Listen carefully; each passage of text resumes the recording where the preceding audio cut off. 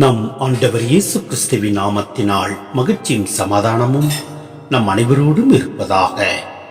மத்தேயு 13:24-30 முடிய இயேசு அவர்களுக்கு எடுத்துரைத்த வேறு ஒரு ஓமை விண்ணரசை பின்வரும் நிகழ்ச்சிக்கு ஒப்பிடலாம்.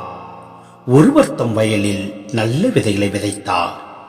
அவருடைய ஆட்கள் தூங்கும்போது அவருடைய பகைவன் வந்து கோதுமைகளுக்கிடையே களைகளை விதைத்து விட்டு போய்விட்டான். பயிர் வளர்ந்து கதிர்விட்ட போது களைகளும் காணப்பட்டன.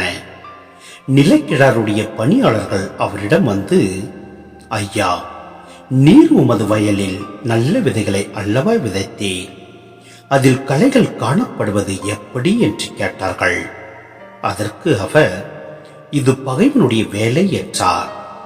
உடனே பணியாளர்கள் அவரிடம், நாங்கள் போய் அவற்றை பறித்துக் கொண்டு வரலாமா, உம் விருப்பம் என்ன என்று கேட்டார்கள். அவர், வேண்டாம், களைகளை பறிக்கும் போது அவற்றோடு சேர்த்து கோதுமையையும் நீங்கள் பிடுங்கிவிடக்கூடும். அறுவடை வரை இரண்டையும் வளர விடுங்கள். அறுவடை நேரத்தில் அறுவடை செய்வோரிடம், முதலில் களைகளை பறித்துக் கொண்டு வந்து எரிப்பதற்கென்ன கட்டுகளாக கட்டுங்கள், கோதுமையையோ என் களஞ்சியத்தில் சேர்த்து வையுங்கள் என்று கூறுவேன் என்றார். சிந்தனை: இறையாட்சியில் நல்லவர்களோடு தீயவர்களும் இருப்பார்கள். நன்மையும் தீமையும் இணைந்தே இருக்கும். பொறுமையுடன் கடவுள் தீமையை சகித்துக் கொள்கின்றார். நல்லவரின் நன்மைத்தனம் சிறக்க தீமையும் ஒரு கருவியாக பயன்படுத்தப்படலாம்.